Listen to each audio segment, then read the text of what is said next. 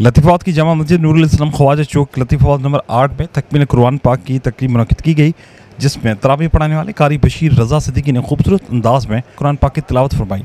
साबिक DSP मोहम्मद अहमद कुरैशी की ज़ेर सदारत होने वाली तकरीब में कारी और मस्जिद के खादमिन में तहफ़ तकसीम किए गए। तकरीब में MKM के रुकन कौमी असम्बली अलीम खानज़ादा, रुकन सिंध असम्बली साबिर कायम खानी, PTI के रुकन Sindh assembly Rehan Rajput, Iqbal Ahmed Qureshi, inspector Anwar Zaidi, Zulfiqar Chauhan, Naeem builder, doctor Shoaib Ahmed, Bilal Qureshi, Mohsin Memon व दीगर शरीक थे।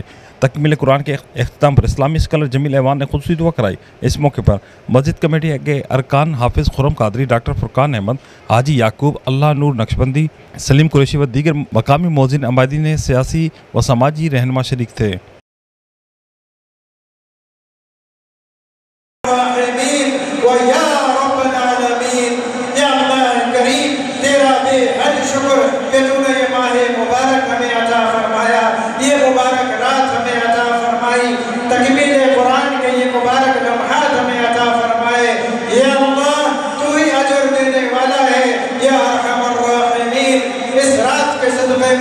इस कुरान के सदक़े में, अपने प्यारे हबीब के वसीले और सदक़े में हम सब की दुआओं को कबूल और मंजूर फरमा ले।